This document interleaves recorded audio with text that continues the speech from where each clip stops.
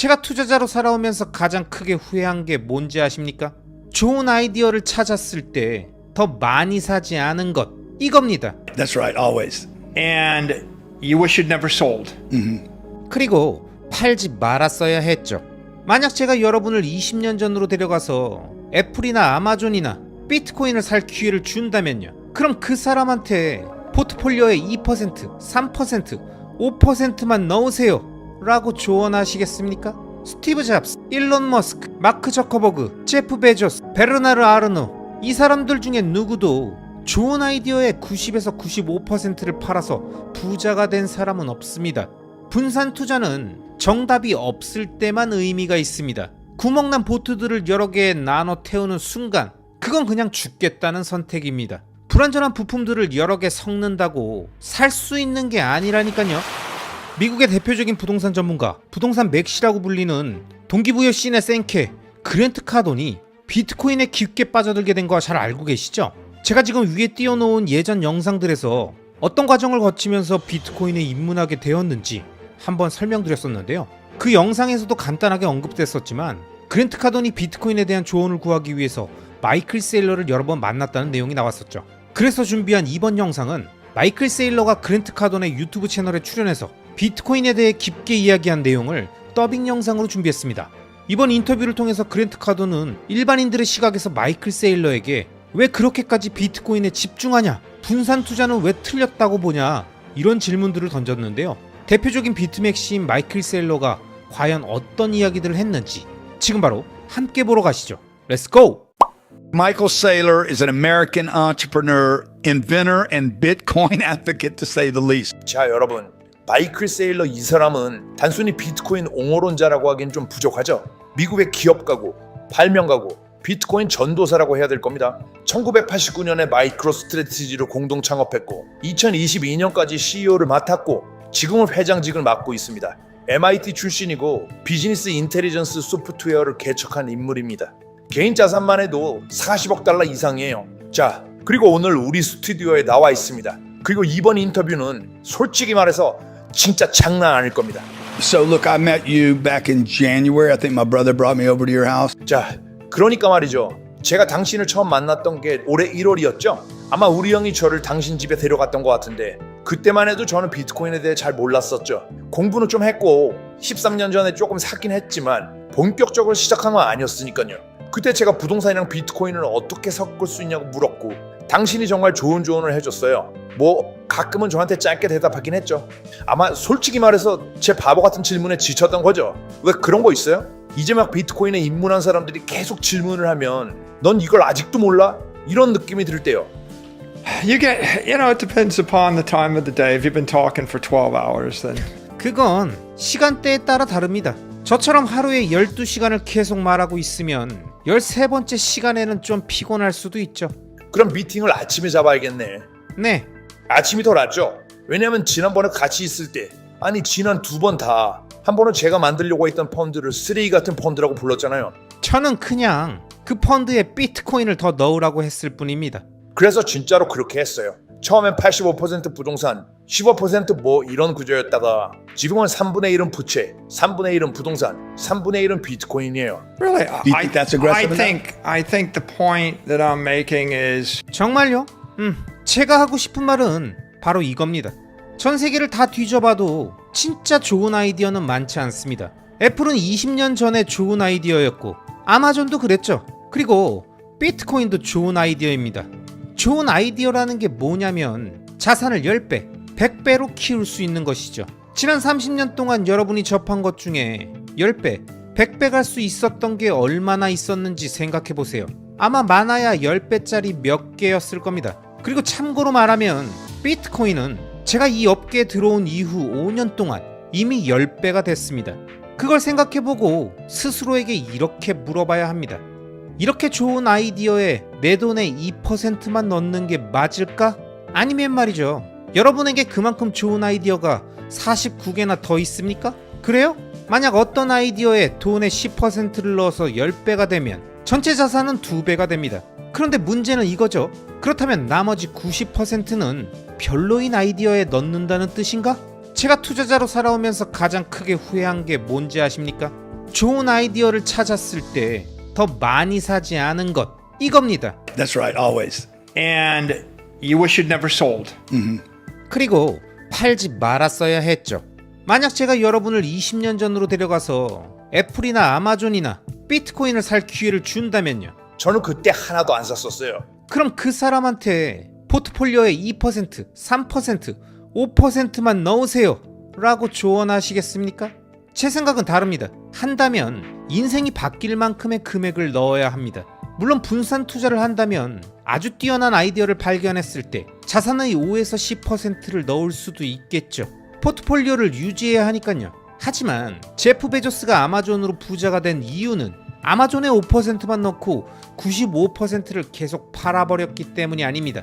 그렇죠. 스티브 잡스, 일론 머스크, 마크 저커버그, 제프 베조스, 베르나르 아르노, 이 사람들 중에 누구도 좋은 아이디어의 90에서 95%를 팔아서 부자가 된 사람은 없습니다. 그러니까 제 말은 이겁니다. 만약 누군가 당신이 한 것처럼 디지털 부동산 펀드를 제안한다고 해봅시다. 네. 부동산이 연 7% 오르고 비트코인이 연 30% 오른다고 생각한다면 굳이 90% 부동산, 10% 비트코인으로 갈 이유가 있을까요? 그건 세상에 있는 다른 투자자들보다 조금 더 나은 정도에 불과합니다.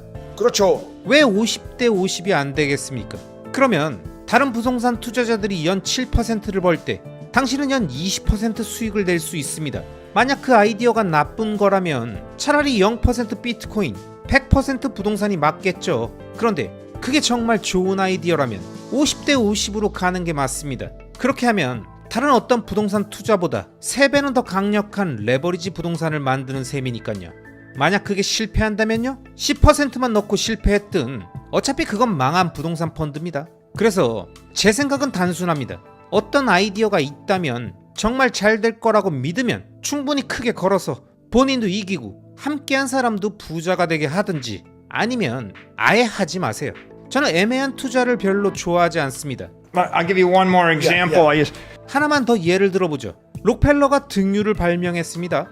네, 그렇죠. 등유는 원유를 가장 고도로 정제한 형태입니다. 이건 곧 제트 연료고 로켓 연료입니다.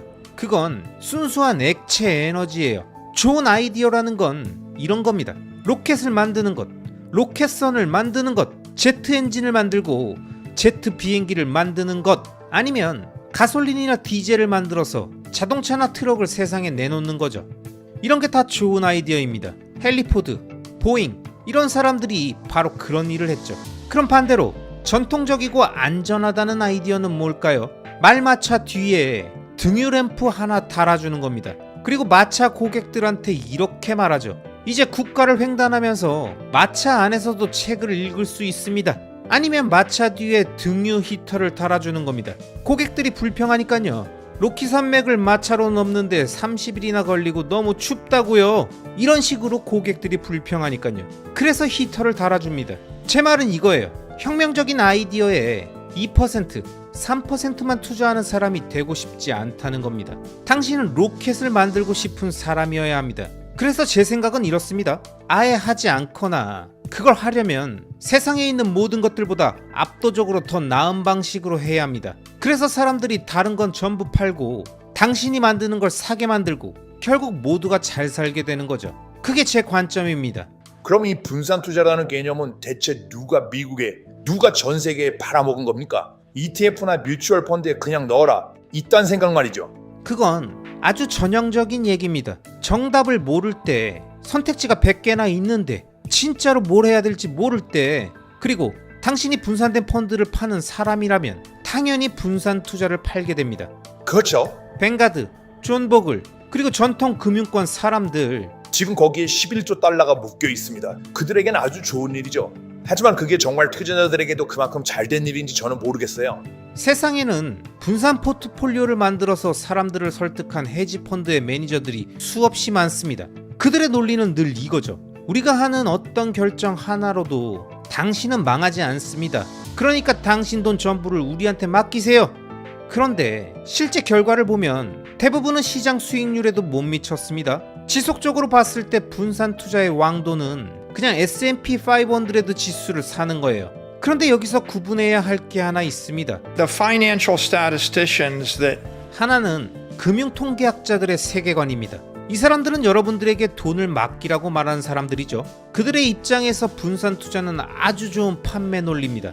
당신이 개인 투자자고 바쁘니까 저희가 당신 돈을 지켜줄게요. 27개의 상관관계가 낮은 자산에 분산 투자하고요. 매달 리밸런싱하고 분석가 50명이 포트폴리오를 관리합니다. 그리고 저희는 연 2% 수수료, 성과의 20%를 받겠습니다. 이게 그들이 파는 상품입니다. 그리고 고객들에게 자신들이 필요하다고 믿게 만들죠. 그런데 이른바 이런 2&20 구조는 10년이 지나면 사실상 고객 자산의 40%를 가져가는 것과 다름없습니다. 꽤 비싼 서비스죠. there's another view of the world, which is the engineer's view of the world. 반면 완전히 다른 세계관이 있습니다. 바로 엔지니어의 세계관입니다. 비행기를 만든다고 해봅시다. 구리로 만들 수도 있고 알루미늄, 강철, 청동, 벽돌, 나무로 만들 수도 있겠죠. 하지만 정답은 하나입니다. 알루미늄이에요. 나머지는 전부 오답이죠. 강철로 만들면 날지 않습니다. 점토로 만들면 작동하지 않죠. 구리로 만들어도 안 됩니다. 엔지니어링에서는 정답이 존재합니다. 비행기는 알루미늄이 정답이었고 다리를 만들 땐 강철이 정답입니다. 창문을 만든다고 해도 마찬가지예요. 어떤 유리를 써야 하는지에 대한 정답이 있고 그 외에는 전부 잘못된 선택입니다. 엔지니어들은 늘 이렇게 질문합니다. 정답이 뭐지? 예를 들어 전기를 전선으로 보내야 한다고 생각해 봅시다. 구리를 쓸 수도 있고 티타늄을 쓸 수도 있고 수백 가지 금속 중에서 고를 수 있겠죠. 그런데 그 중에 다른 금속들보다 훨씬 잘 작동하는 금속이 하나 있습니다. 엔지니어라면 정답이 있을 때는 분산하지 않습니다. 그 해법을 고릅니다. 왜냐면 그렇게 하지 않으면 죽기 때문이죠. 반대로 정답을 모를 때가 있습니다. 구리가 오를지, 알루미늄이 오를지, 강철이 오를지, 아니면 옥수수 가격이 오를지 본인도 모르고 고객도 모를 때가 있죠. 그러니까 전부 고르라는 거군요. 그렇죠. 그럴 때는 이렇게 말할 수 있습니다. 그냥 전부 섞어서 분산된 포트폴리오를 드리겠습니다. 그렇게 하면 그 자체로 하나의 서비스가 되고 그걸 근거로 비싼 수수료를 받을 수 있죠. 하지만 제 생각은 이렇습니다. 분산 투자는 정답이 없을 때만 의미가 있습니다.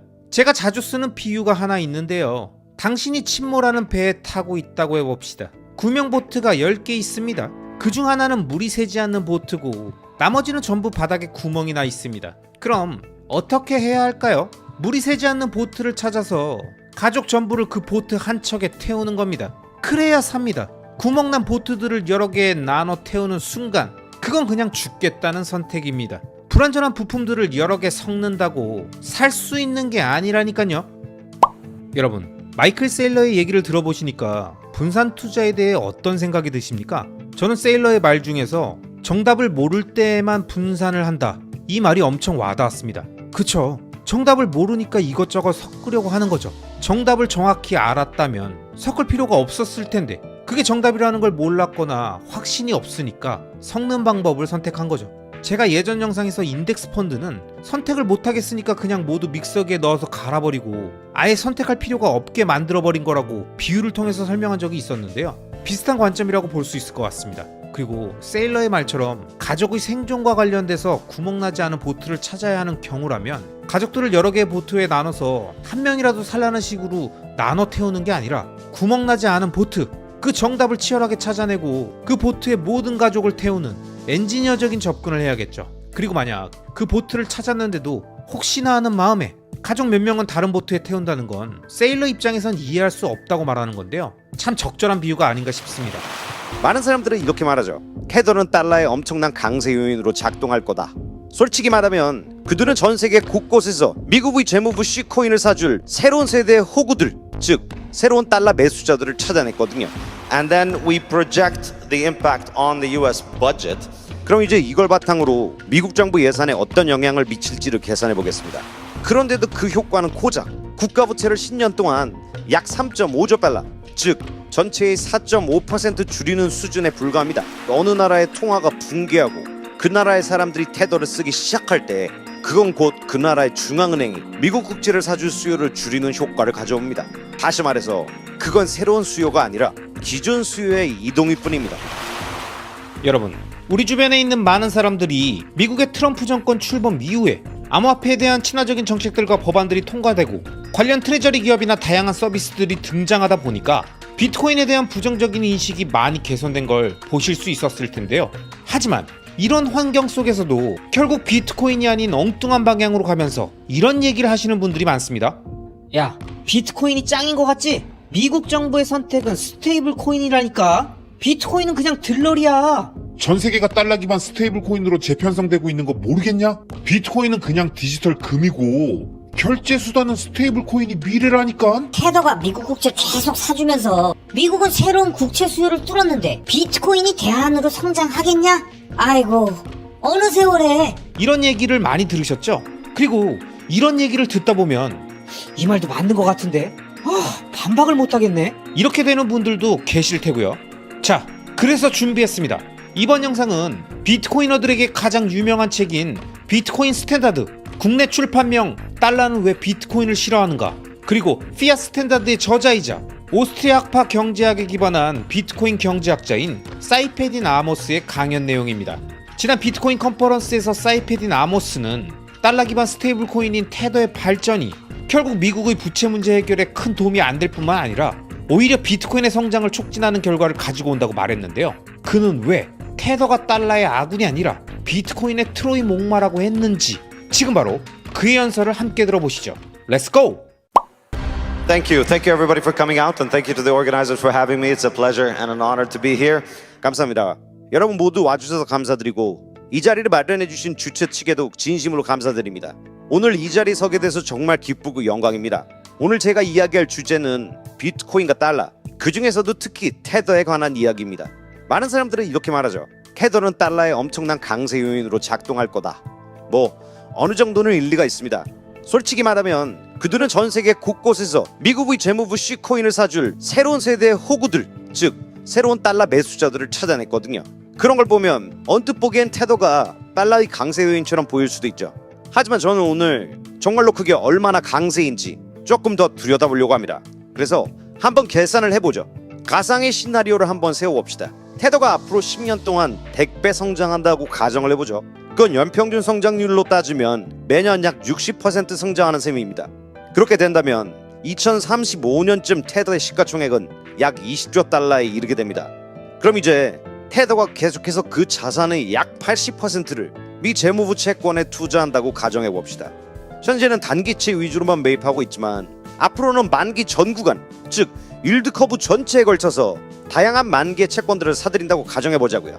그리고 그게 실제로 미국의 재정과 금리에 어떤 영향을 미칠지 추정하기 위해서 저는 지금까지 발표된 여러 연구들을 참고했습니다. 즉 양적 완화가 진행됐을 때 국가 부채의 10%를 매입하면 수익률이 얼마나 떨어지는가, 이런 관계들을 분석한 논문들이죠.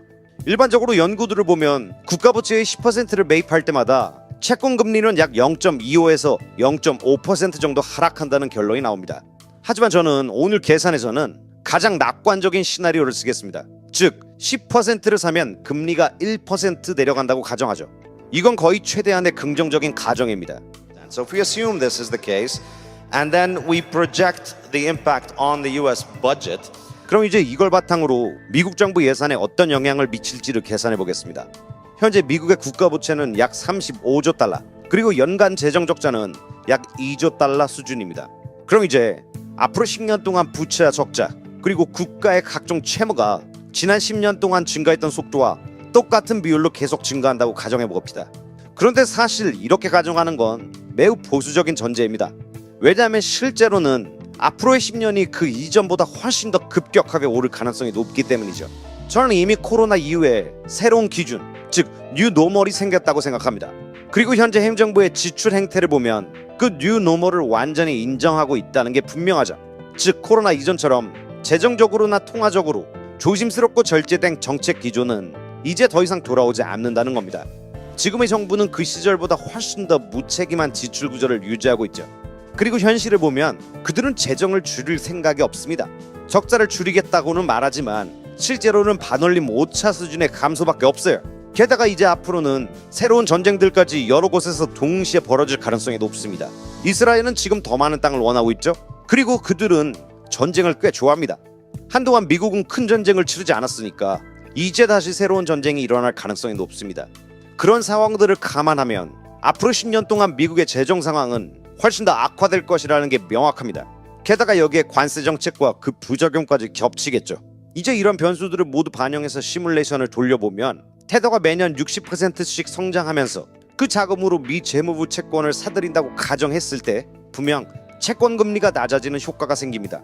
이게 바로 테더가 미국 정부에게 실질적으로 도움을 주는 방식이죠. 즉 테더가 더 많은 국채를 살수록 수익률은 더 떨어지고 미국 정부는 더 낮은 이자로 더 많은 빚을 낼 수 있습니다. 그래서 이 가정들을 기반으로 10년 뒤를 예측해본 결과가 나옵니다. 그리고 그 결과는 제가 방금까지 말씀드렸던 것처럼 가능한 한 가장 낙관적인 가정들로 채워진 시나리오입니다. 그런데도 그 효과는 고작 국가부채를 10년 동안 약 3.5조 달러, 즉 전체의 4.5% 줄이는 수준에 불과합니다. 이게 바로 테더가 미국의 공공부채에 미칠 수 있는 가장 긍정적인 영향의 한계치입니다. 결론적으로 말씀드리면 리날든이 늘 말했던 것처럼 Nothing stops this train. 이 기차는 멈추지 않는다는 겁니다. 테더조차 이 흐름을 멈출 수 없습니다. 테더는 명목합의 민주주의가 100년 동안 망쳐놓은 시스템을 고칠 수 없습니다. 지난 100년 동안 우리는 인플레이션의 시대, 부채의 시대, 그리고 끝없이 쌓여온 채무의 시대를 살아왔습니다. 그걸 이제 와서 전 세계의 새로운 호구들, 즉 달러를 떠안아줄 매수자들, 그 엄청난 숫자를 찾아서 해결하겠다고요? 그건 불가능합니다. 결국 또 하나 우리가 간과하고 있는 중요한 점이 있습니다. 테더에 대한 새로운 수요, 즉 지금 늘어나고 있는 수요의 상당 부분은 사실은 대체된 수요라는 겁니다. 이게 무슨 뜻이냐면 이건 완전히 새로 생긴 수요가 아니라 원래는 미 재무부 채권을 사야 했던 사람들이 이제는 그걸 포기하고 테더를 사는 경우가 많다는 거죠. 즉 어느 나라의 통화가 붕괴하고 그 나라의 사람들이 테더를 쓰기 시작할 때 그건 곧 그 나라의 중앙은행이 미국 국채를 사줄 수요를 줄이는 효과를 가져옵니다.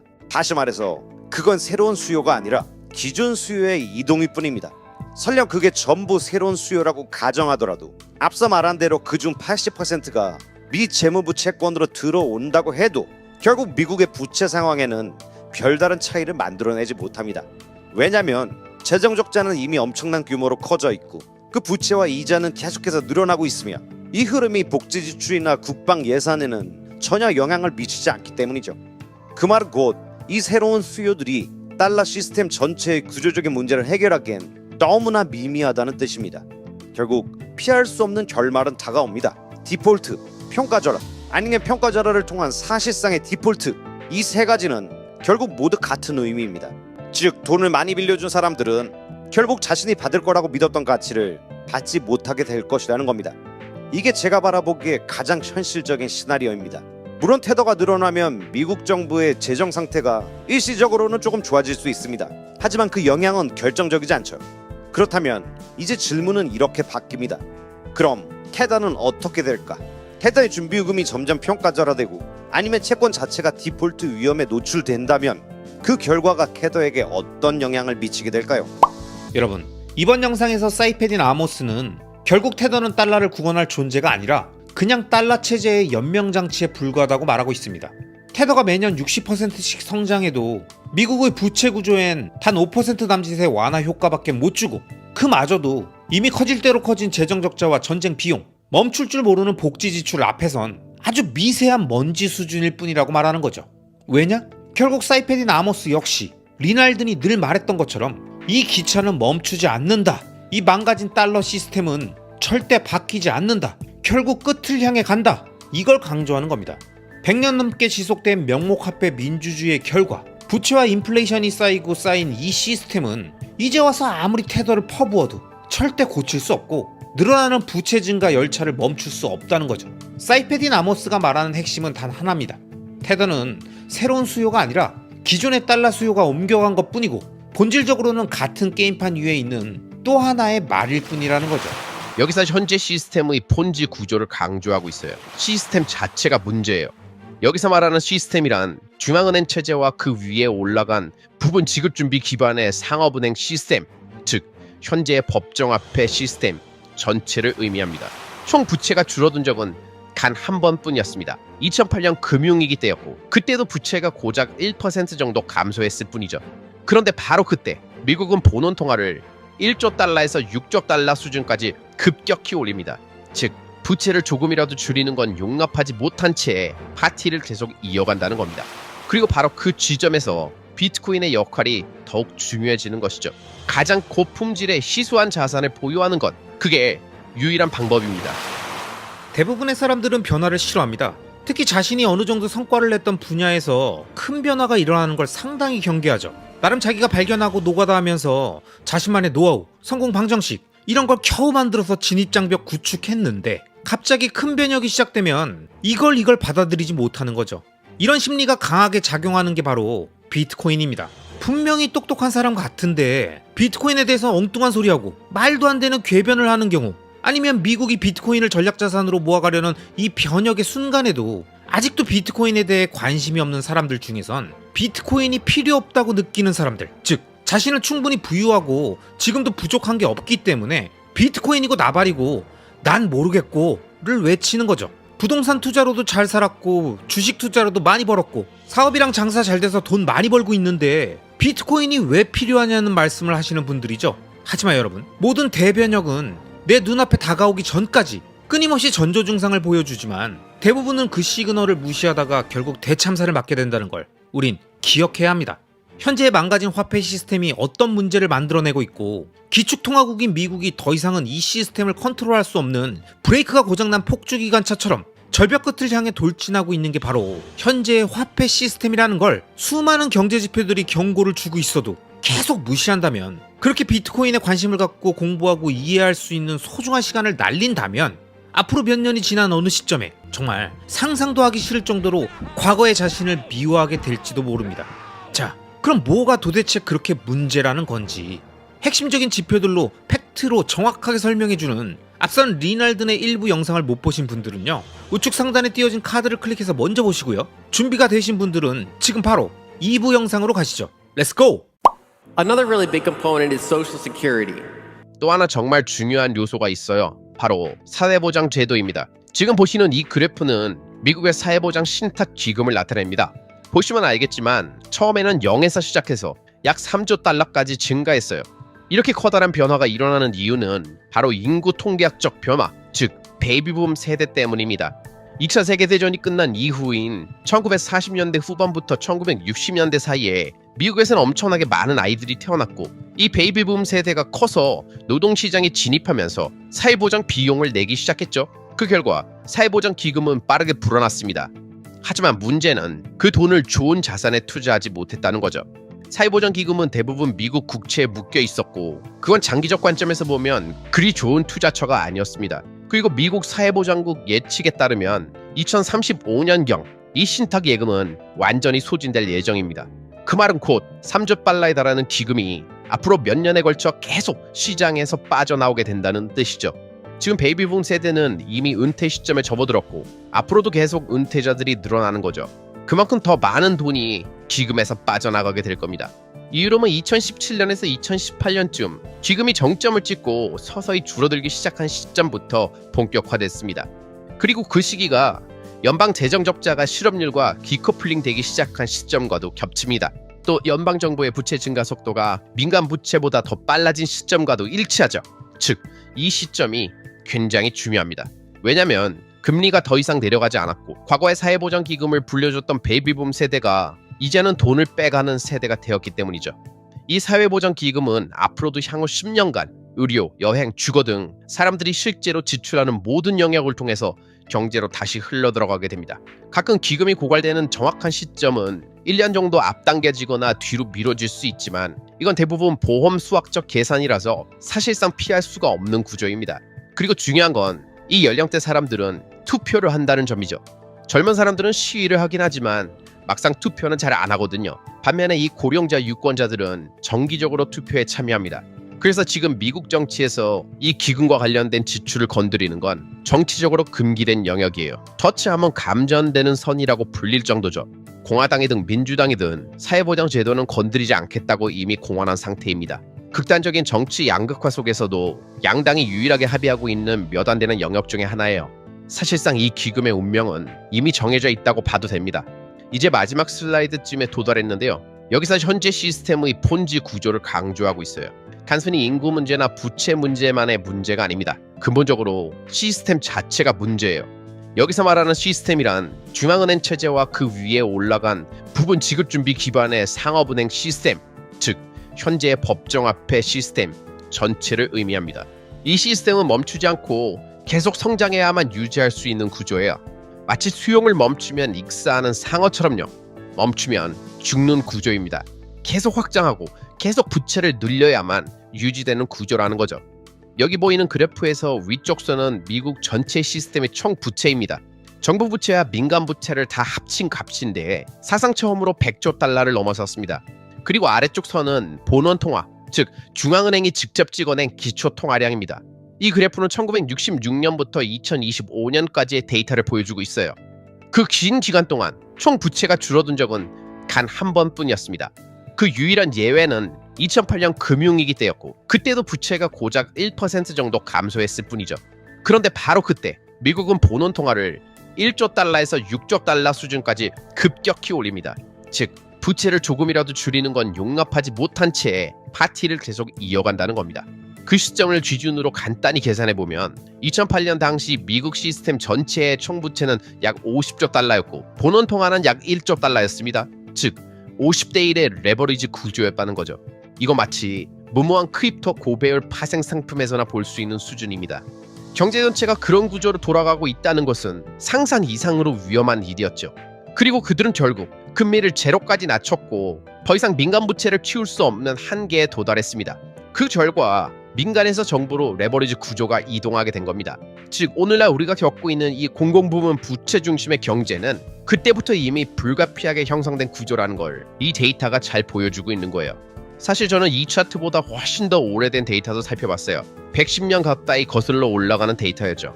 그 결과 총부채가 자연적으로 감소한 시기는 단 4년뿐이었습니다. 그건 바로 1930년부터 1934년까지 대공황 시기의 일이었어요. 즉 110년 동안 단 5년만 총부채가 줄어들었던 적이 있었던 거죠. 이게 의미하는 건 분명합니다. 이 시스템은 절대로 폰지 구조가 무너지도록 두지 않는다는 것이죠. 그 정도로 정치 금융 시스템 전체가 부채 유지에 철저하게 중독되어 있습니다. 그리고 이게 바로 비트코인과의 가장 큰 대비점입니다. 제 마지막 슬라이드에서는 세부 내용보다 전체 흐름의 모양을 봐주시면 좋겠습니다. 이 차트들은 100년 이상의 시계열을 보여줘요. 제가 말하고 싶은 핵심은 이겁니다. 지금 우리가 겪고 있는 이 부채 위기, 사실 미국은 한번 겪어본 적이 있다는 거예요. 그건 바로 1940년대 2차 세계대전 전후의 시기였습니다. 역사적으로 부채가 자연스럽게 늘어나는 이유는 진짜 위기가 왔을 때는 전체 시스템 자체를 회전시키기 때문입니다. 우리는 지금 그 두 번째 전환점에 도달한 셈이죠. 즉 먼저 민간 부채 버블이 형성되고 금리가 제로로 도달했습니다. 더 이상 민간 부분에서는 부채를 늘릴 수 없는 한계가 오죠. 그 결과 경제 전체가 50대 1의 레버리지 상태에 놓이게 됩니다. 그럼 질문이 생깁니다. 50대 1로 레버리지가 걸린 시스템을 어떻게 해소할까? 정답은 이겁니다. 해소하지 않습니다. 대신 본원 통화를 더 찍어내는 것, 그게 이 시스템이 항상 해왔던 방식입니다. 결국 민간 부채 성장의 한계를 맞이하면 정부가 대신 나섭니다. 연방정부의 부채 성장과 막대한 재정 적자가 그 자리를 대체하는 겁니다. 그 결과 민간 부문 부채가 잠시 안정되더라도 공공 부문에서는 부채가 계속 늘어나는 구조로 바뀌는 거죠. 이제 남은 건 이 새로운 부채 시대에서 어떻게 살아남을지를 고민하는 일입니다. 그리고 바로 그 지점에서 비트코인의 역할이 더욱 중요해지는 것이죠. 이제 우리는 완전히 레일을 벗어난 상태입니다. 이건 제가 이전에 말했던 것처럼 연준이 금리를 올려서 뭔가를 멈추려고 해도 오히려 연방 재정 적자가 더 빠르게 늘어나게 되죠. 은행 신용은 줄어들지 않고요. 즉 이제는 제어 장치가 없는 상태예요. 그리고 제가 지금까지 말한 건 다이마르 공화국이나 초인플레이션 얘기가 아닙니다. 우리가 지금 겪고 있는 건 매년 7%씩 꾸준히 늘어나는 재정 적자입니다. GDP 대비 적자가 70% 이런 게 아니에요. 딱 7%. 그런데 매년 반복적으로 생기는 거죠. 시계처럼 정확하게 매년. 문제는 그 끈질김, 끊임없음에 있습니다. 그리고 이게 바로 앞으로 비트코인이 존재하게 될 환경입니다. 오늘 제가 보여드린 슬라이드들 모든 데이터를 요약하자면 왜 이 기차는 멈출 수 없는가? 여기에 대한 딱 두 가지 이유가 있다고 말씀드릴 수 있습니다. 첫 번째는 질량입니다. 이 시스템은 폰지 구조로 설계되어 있기 때문에 성장을 멈추는 순간 디레버리징이 무자비하게 발생합니다. 그래서 계속 성장해야만 살아남을 수 있는 구조예요. 두 번째는 인간의 본성입니다. 우리는 세금을 더 내고 싶지 않죠. 그리고 적자의 수혜를 받는 사람들은 그걸 줄이고 싶어 하지 않죠. 정치인들 역시 임기 중에 적자를 줄일 유인이 없습니다. 그래서 시스템은 줄이지 않고 늘리는 쪽에만 움직이게 되어 있어요. 이게 바로 우리가 살고 있는 시스템입니다. 이건 말하자면 가변적인 장부죠. 필요하면 얼마든지 새로운 단위로 찍어낼 수 있습니다. 그리고 이게 바로 그들이 오류를 수정하는 방식이에요. 하지만 비트코인은 이 시스템의 정반대입니다. 정반대의 성격을 가진 거울 같은 존재죠. 연준 시스템이 계속해서 화폐 단위를 늘리고 줄이려고 해도 줄일 수 없고 불투명하게 움직이고 실수를 하면 돈을 더 찍어내는 방식이라면 비트코인은 절대적인 희소성, 완전한 투명성, 그리고 오류를 수정하는 방식이 단위를 더 찍어내는 것이 아니라 디레버리징을 감소하되 단위 자체는 건드릴 수 없는 구조예요. 그래서 말하는 겁니다. 이 기차는 멈추지 않는다. Nothing stops this train. 앞으로 10년간 미국은 매우 큰 재정 적자를 계속해서 이어갈 것입니다. 누가 대통령이 되든 어떤 일이 벌어지든 기본 방향은 바뀌지 않을 겁니다. 물론 이걸 더 빠르게 가속시킬 일도 있을 수 있고 조금 늦추는 이벤트가 있을 수도 있겠죠. 하지만 의미 있는 변화는 없습니다. 그래서 우리는 어떻게 대비해야 할까요? 바로 가장 고품질의 시소한 자산을 보유하는 것. 그게 유일한 방법입니다. And of course, the one we all like here is Bitcoin. 그리고 우리 모두가 여기에 동의하는 가장 대표적인 자산은 비트코인입니다. Thank you. 감사합니다.